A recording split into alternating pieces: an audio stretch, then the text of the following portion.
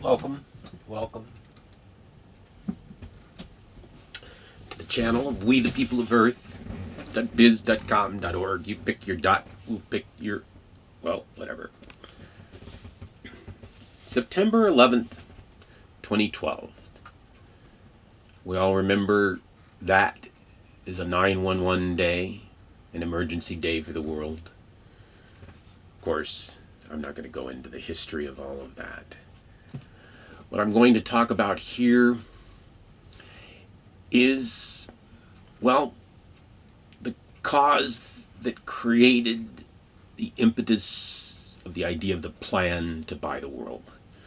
And actually, it sort of started because I started contemplating September 11th, 2011, which is now past a year, but way back in 2003, it was many years in advance, and it seemed clear that it was only a matter of time, certainly maybe not by that time, but certainly by some date and time, that terrorists will get a hold of nukes and destroy cities and bring our civilization down. But let's forget the bad news. On March 1st, 2005, I started thinking about good news, and I contemplated the plan to buy the world and the entire world. And you might say, how could somebody buy the world? And certainly I can guarantee right now, and even back then, I was not really that wealthy, certainly nowhere near. Well, there's nobody rich enough to buy the world. That's another interesting thing. Not even close, but actually you can buy the world, and that's what we're going to discuss, because I didn't need to buy the world. In fact, I didn't even want the world for myself. I wanted to buy it for the people of Earth. So if I'm buying it for you, I can, well, do some things differently, because I can use your money, other people's money, to buy. Well, I'm buying it for you, so it is your money. So when I'm using other people's money, it's your money. And so I'm buying it for us. In fact, it's not really me doing it. In fact, I don't even plan to do it. My plan is you do it. And if you don't do it, you don't do it. That's as simple as the game is. I'm just the messenger. I was the messenger then. I'm the messenger now. I'm maybe never messenger. It may never matter. But that's not the point. Maybe it is. You could decide what are the points that matter. But the key to why I could buy the world, besides the fact that I flew my camel through the needle's eye, through the eye of the pyramid on the dollar bill, and that's a long story we'll eventually make quite short, well, or longer. But all you need is a plan to advance the value of the world. And if you had such a plan to advance the value of the world, if the world's worth 100 trillion and the world's worth 500 trillion, whatever that number is, and you have a plan that can double the planet's value, the whole planet's value, virtually overnight. And what is overnight? Well, in the infinite period of time, it could be a year, it could be 5 years, it could be 19 years, it doesn't matter. But if you have a plan to double the value quickly, okay, quickly, I mean, if it's double the value over the next 200 years, it might go that fast anyway. It might even be, I don't know, how long is it going to take you to double your value? Right now it's going down. It's going to take a long time just before you start going back up again. That's another problem, because without growth you have no value. And so the value of the world is based on the economy, and the economy is, well, not looking too good right now. We could really use some infusion of alien capital, and I'm here to provide you an infusion of alien capital. Would you accept an infusion of alien capital? Would you accept alien debt if the aliens arrived and said, we'll give you a mortgage on the Earth?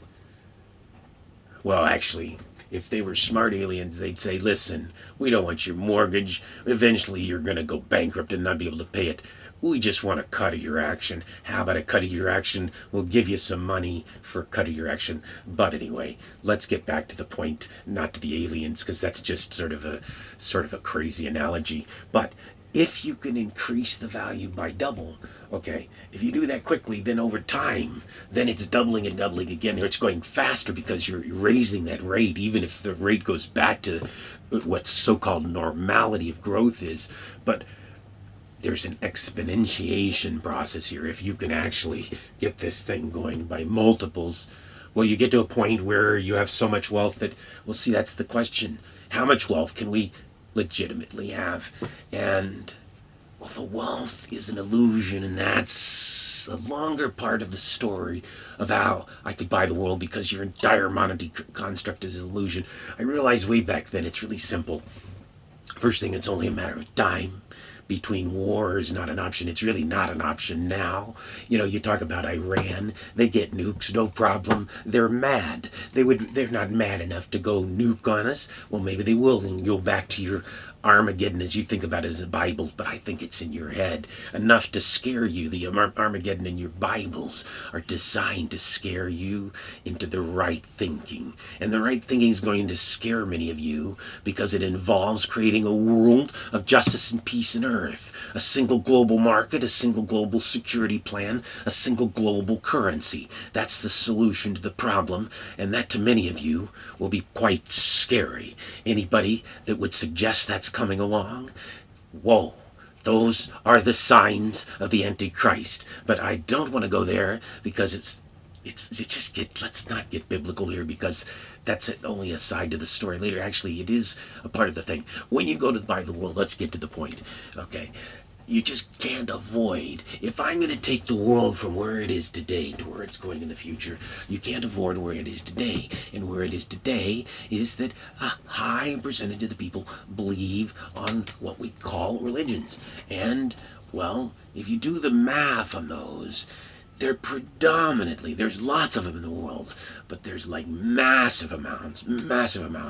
There's over 2 billion Christians, 1.5 billion Muslims and growing, and, well, there's not many Jews. That's an interesting number.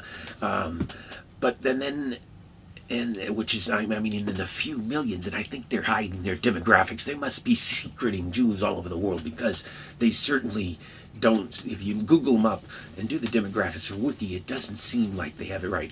But anyway, but then there's like Buddhists and Hindus. There's some big populations there.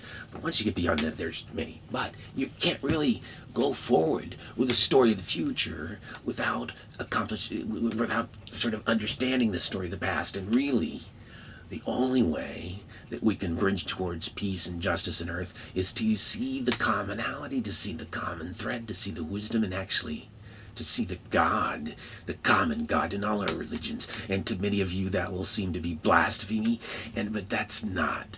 Those were the beliefs of Gandhi. That's not blasphemy. Was Gandhi a blasphemous?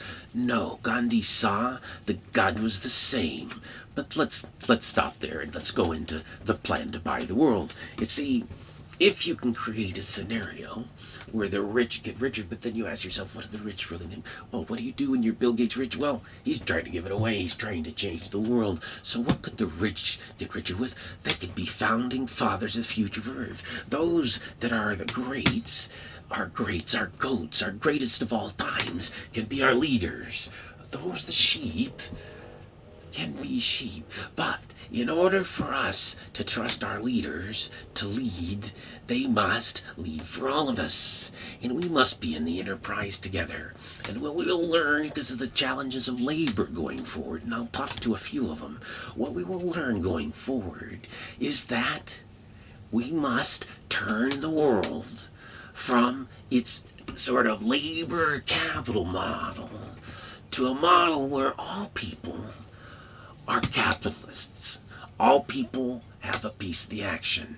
Now, how do you do that? Well, if we buy the world, my plan is buy the world, but if we can create double the value, give the people that had the world that I bought it from a chunk of the value, give them whatever the number is, but then give the people that don't have anything, and that's a lot, give them a piece of the action.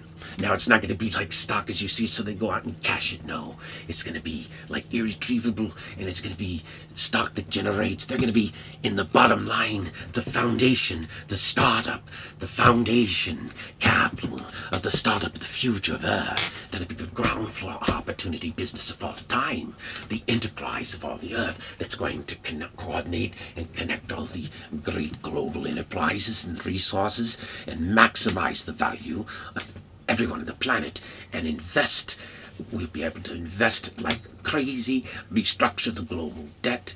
How can we do that? Because in the transition from today's order to the future order, we can reconstruct our order, reconstruct our debts into equities. We can start to monetize our planet. And that's a longer story, and I don't want to get technical on you, but there's a way to monetize the planet. If we created a global bank, we could put things behind it. People argue about who owns the Arctic. Let's give the Arctic to the bank. The people of the world now own the Arctic. Okay, who owns Antarctica? Let's give it to the bank. The people of the world own the bank. Now, okay, there are countries that own the things. Well, here's the thing. What you gotta realize is that we're in nations together. China requires the United States market and European market, while they have no miracle. Russia relies on Europe and other markets for their energy product that keeps their economies going. Brazil too. India relies on these markets. The United States relies on them, and at the same time, well, can't get enough growth itself while it's servicing its debt, while the Europeans have the same problem. And we must handle our long-term conceptual structural problems. And actually, this is where it gets weird, because peace on earth comes with a big price tag of jobs. This is why they don't want to go out of war, because how many soldiers would be out of war if we decided, listen, we're just going to put these guys out. We're not going to go to the Middle East. We're going to just say, hey guys, you're on your own.